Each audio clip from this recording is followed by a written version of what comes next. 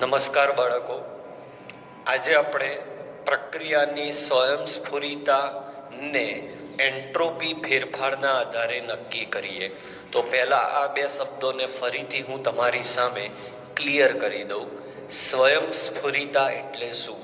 કોઈ પણ પ્રક્રિયા આપમેળે થશે કે નહીં, જેને સ્વયંસ્ફુરિતા નામથી ઓળખાય છે. જેમ કે બરફને 25 સેલ્સિયસ તાપમાન ધરાવતા વાતાવરણમાં મૂકીએ તો બરફ આપમેળે પીગળી જાય. ઊંચા સ્થળેથી પાણી વહીને નીચા સ્થળે આવી જાય. ઊંચા તાપમાન ધરાવતા છેડા તરફથી ઉષ્માનું વહન નીચા તાપમાન ધરાવતા છેડા તરફ થાય. આ બધી ઘટના સ્વયંસ્ફુરિતા કહેવાય. એક કાચના પારદર્શક ગ્લાસની અંદર અડધો ગ્લાસ પાણી ભરું અને એમાં ઈંક એટલે સાઈના 2 ટીપા નાખું તો આખું પાણી બ્લુ થઈ જાય, વાદળી થઈ જાય. પણ આનાથી ઉલટું વિચારો કે શું વાદળી થઈ ગયેલું પાણી ફરીથી ચોખ્ખું આપમેળે થાય? તો આ બધા પ્રશ્નોનો જવાબ મેળવવા માટે એન્ટ્રોપી ફેરફાર ભણવો જરૂરી છે. તો ગયા લેક્ચરમાં મેં તમને કહ્યું હતું કે એન્ટ્રોપી એટલે શું? એન્ટ્રોપી એટલે અવ્યવસ્થાનો માપદંડ, ક્રમવિહીનતા, અસ્તવ્યસ્તતા. તો નોર્મલી એવું કહેવાય છે કે મોટા ભાગની આમ તો બધી જ મોટાભાગની આપમેળે થતી પ્રક્રિયાઓ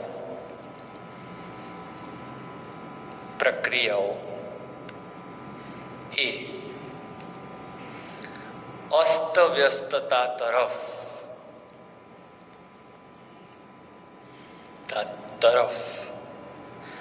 આગળ વધે છે.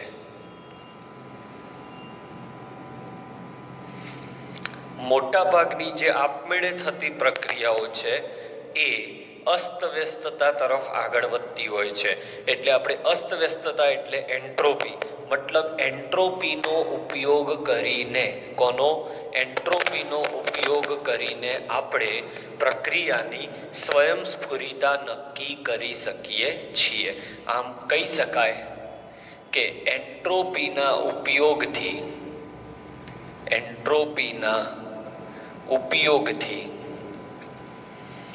સ્વયંસ્ફુરિતા નક્કી થઈ શકે છે. ઓકે, તો આના માટે આપણે એન્ટ્રોપીને સમજવી પડશે. તો એન્ટ્રોપીની સંજ્ઞા છે S. એન્ટ્રોપી એ અવસ્થા વિધેય છે, એટલે પ્રણાલીની અવસ્થા પર આધાર રાખે છે. એ અવસ્થા કેવી રીતે મેળવવામાં આવી એના પર આધાર રાખતા નથી. વળી એન્ટ્રોપી એ માત્રાત્મક ગુણ છે. આ ચર્ચા પર આપણે થયેલી છે. ઓકે, એન્ટ્રોપી એ માત્રાત્મક ગુણ છે. એન્ટ્રોપી માપવાની 2 મેથડ છે. એક અણુ દીઠ ઉર્જાના આધારે અથવા પ્રણાલી સાથે સંકળાયેલ ઉષ્માના આધારે. અણુદીઠ ઉર્જા, જે અણુ સાથે ઉર્જા વધારે સંકળાઈ હશે એ અણુમાં અસ્તવ્યસ્તતા વધારે હશે. પણ અણુદીઠ ઉર્જા માપવું એ થોડું મુશ્કેલ હતું, કારણ કે દરેક અણુ માટે ગણતરી કરવી પડે. જ્યારે આખી પ્રણાલી સાથે કેટલી ઉષ્મા જોડાયેલી છે એના આધારે એન્ટ્રોપી માપવું સરળ હતું. એટલે આ મેથડનો આપણે ઉપયોગ કરીએ છીએ. ઓકે, અને એ પણ વાત છે કે અહીંયા ઉષ્મા શબ્દ આવ્યો એટલે આ ઉષ્મા ગતિશાસ્ત્ર સાથે સંકળાઈ ગયું. ઓકે, પોઈન્ટ સમજજો. લેક્ચર ચાલી રહ્યો છે, પ્રક્રિયા આપમેળે થશે કે નહીં તે એન્ટ્રોપી ફેરફારના આધારે સમજાવો. હજી આપમેળેના ટોપિકમાં આપણે ગયા જ નથી. અત્યારે તો હું તમને એન્ટ્રોપી એટલે શું, એન્ટ્રોપી ફેરફાર એટલે શું એની સામાન્ય ચર્ચા કરી રહ્યો છું. એન્ટ્રોપી માપવાની બે રીતો છે. એક અણુ દીઠ ઉર્જા જેટલી વધારે એટલી એન્ટ્રોપી વધારે, પણ પ્રત્યેક અણુ માટે તમે એન્ટ્રોપી ગણવા જાઓ તો એ વ્યવહારિક નથી. એટલે આખી પ્રણાલી માટે તમે જો એન્ટ્રોપી ગણો તો એ સરળ રહેશે. તો આપણે આ પોઈન્ટ ઉપર આગળ વધીશું, એન્ટ્રોપી અને ઉષ્મા. તો હવે એના ગાણિતિક સ્વરૂપની ચર્ચા કરું તો એન્ટ્રોપી કરતા એન્ટ્રોપી ફેરફાર મહત્વનો છે. કારણ એન્ટ્રોપી અવસ્થા વિધેય છે, એટલે એન્ટ્રોપી ફેરફાર એ પ્રણાલીમાં દાખલ કરેલી ઉષ્માના સમપ્રમાણમાં અને લાગુ પાડેલા તાપમાનના વ્યસ્ત પ્રમાણમાં હોય છે. આ બંનેને સરખાવી દઉં તો ડેલ્ટા એસ બરાબર ક્યુ બાય ટી થાય. Q by T, Q by T, જ્યાં ક્યુ તમે રિવર્સિબલ મુદ્દો લઈ શકો છો. બરાબર, ક્યુ એ રિવર્સિબલ એટલે પ્રતિવર્તી પ્રક્રિયા માટે. પ્રતિવર્તી પ્રક્રિયા માટે ડેલ્ટા એસ બરાબર ક્યુ રિવર્સિબલ બાય ટી. આનો મતલબ એ થયો કે તાપમાન જો નીચું હોય તો ઉષ્માનો ઉમેરો ડેલ્ટા એસ ને વધુ અસર કરે. કારણ કે તાપમાન નીચું છે, તાપમાન છેદમાં હોય ત્યારે. અને જો તાપમાન ઊંચું હોય એટલે છેદ મોટો હોય તો ઉષ્માનો ઉમેરો ડેલ્ટા એસ ને અસર તો કરે પણ એ અસર ઓછી હોય. મતલબ આ એવું કહેવા માંગે છે કે એક પ્રણાલી છે, આ પ્રણાલી છે એ 300 કેલ્વિન તાપમાને છે અને મેં આમાં 500 જૂલ ઉષ્મા ઉમેરી. તો આ 500 જૂલ ઉષ્મા 300 કેલ્વિને છે. હવે આટલી જ 500 જૂલ ઉષ્મા 400 કેલ્વિને ઉમેરું તો કઈ ઉષ્મા વધારે અસર કરશે? તો નીચા તાપમાને જે ઉષ્મા હોય એની વહેંચણી વધારે થાય. જેટલી ઉષ્માની વહેંચણી વધારે થાય એટલી અસ્તવ્યસ્તતા વધે, એટલે એન્ટ્રોપી વધે. એટલે નીચા તાપમાને ઉમેરેલી ઉષ્મા ડેલ્ટા એસ ને વધારે અસર કરે છે અને ઊંચા તાપમાને ઉમેરેલી ઉષ્મા ડેલ્ટા એસ ને ઓછી અસર કરે છે. તો ડેલ્ટા એસ બરાબર ક્યુ રિવર્સિબલ બાય ટી નો અર્થ આવો થાય. ક્લિયર કરો છો બાળકો?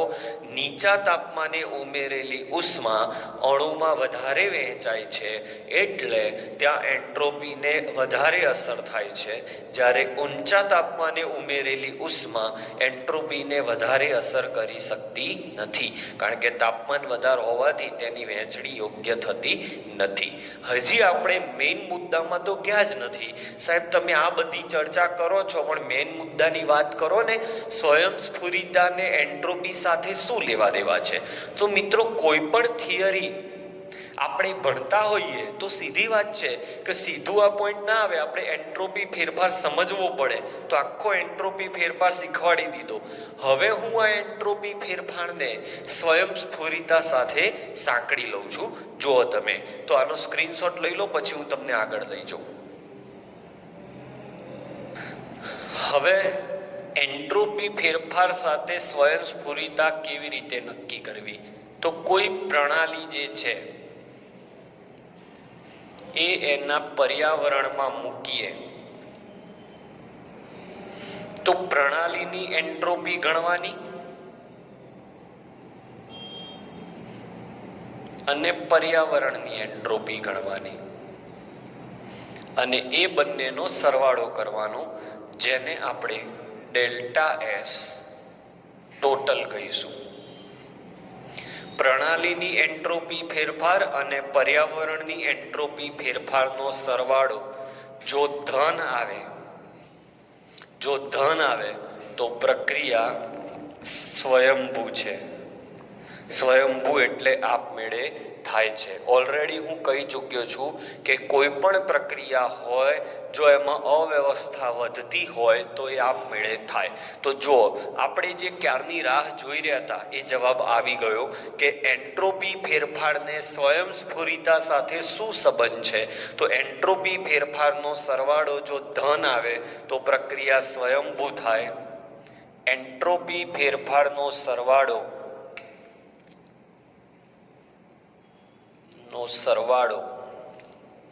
જો ઋણ આવે તો સ્વયંભૂ ન થાય, સ્વયંભૂ નથી. અને જો ડેલ્ટા એસ પ્રણાલી, આનો ઉપયોગ કેવી રીતે કરવો એ હું એક દાખલો શીખવાડું છું, અને પર્યાવરણનો સરવાળો બરાબર 0 થાય તો પ્રક્રિયા સંતુલને છે. બરાબર. એપ્લિકેશન નંબર 2 એટલે ડેલ્ટા એસ ની મદદથી બીજું શું જાણી શકાય? તો ડેલ્ટા એસ ની મદદથી પ્રતિવર્તી એટલે કે આ રીતે ખૂબ ધીમા વેગથી થતી પ્રક્રિયાઓ પ્રતિવર્તી અને અપ્રતિવર્તી સિંગલ સ્ટેપમાં પ્રક્રિયાઓને અલગ ઓળખવા માટે ડેલ્ટા એસ ઉપયોગી છે. કારણ કે બંને માટે ડેલ્ટા એસ નું મૂલ્ય અલગ આવે, જ્યારે ડેલ્ટા યુ નું મૂલ્ય બંને માટે 0 આવે છે.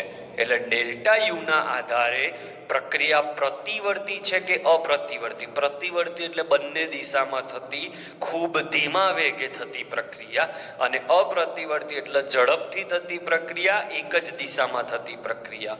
તો ડેલ્ટા એસ ના આધારે તમને 2 વસ્તુ જાણવા મળે કે શું કોઈ પણ પ્રક્રિયા આપમેળે થશે કે નહીં. તો એના માટે આ બેનો સરવાળો કરવાનો. જો એ ધન આવે તો આપમેળે થશે, ઋણ આવે તો આપમેળે નહીં થાય, અને બરાબર 0 હશે તો પ્રક્રિયા સંતુલનમાં છે. બરાબર. પ્રતિવર્તી માટે આ, અપ્રતિવર્તી આ બંને માટે ડેલ્ટા એસ ના મૂલ્યો જુદા જુદા હોય, જ્યારે ડેલ્ટા યુ નું મૂલ્ય 0 જ હોય. એટલે ડેલ્ટા યુ ના આધારે આ જાણી શકાતું નથી.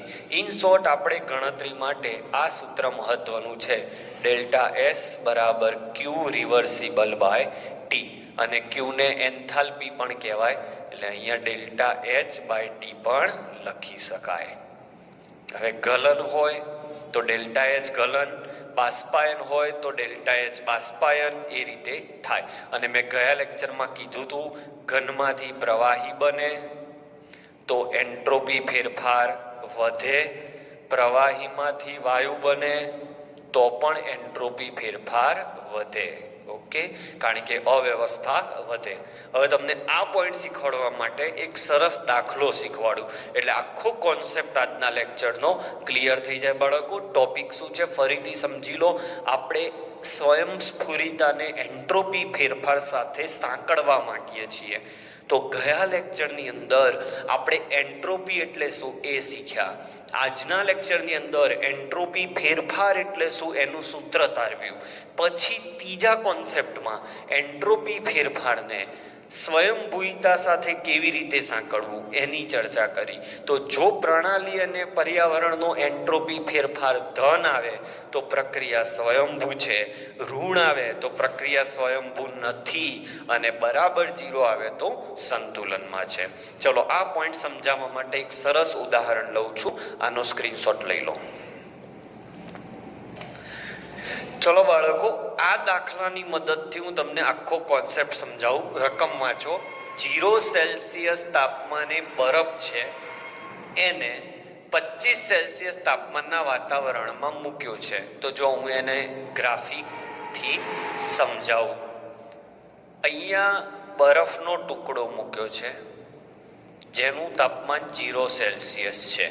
એટલે બરફ થઈ ગઈ તમારા માટે પ્રણાલી, અને એની આસપાસનું વાતાવરણ,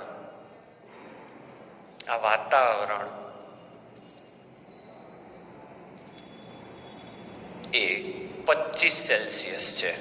તો મારે 2 વખત એન્ટ્રોપી ફેરફાર ગણવો પડશે, એકવાર બરફ માટે અને એકવાર વાતાવરણ. તો પહેલા હું પ્રણાલી માટે ગણું. પ્રણાલી એટલે બરફ. ઓકે, તો ડેલ્ટા એસ પ્રણાલી બરાબર ડેલ્ટા એચ બાય ટી. તો બરફ એ ઉષ્મા શોષે તો જ પાણી બને, એટલે 6.25 ભાગ્યા ટી. તો બરફનું તાપમાન 0 સેલ્સિયસ છે એટલે કેલ્વિન કેટલા થાય? 273. બાળકો મગજમાં ફિક્સ કરી દો, કોઈ પણ દાખલો હોય એ કેલ્વિનમાં જ ગણવો પડે, એટલે અહીંયા છેદમાં આવશે 273. ઓકે, મને એક્ઝેક્ટ જવાબ યાદ નથી, 0.022 ની આસપાસ કંઈક આવતું હશે. એકમ શું આવશે? કિલો જૂલ પ્રતિ કેલ્વિન મોલ ઇનવર્સ પ્રતિ કેલ્વિન આવશે. તો આ ડેલ્ટા એસ પ્રણાલી શોધી નાખી, એટલે કે સિસ્ટમ. હવે આપણે ડેલ્ટા એસ સરાઉન્ડિંગ શોધીએ.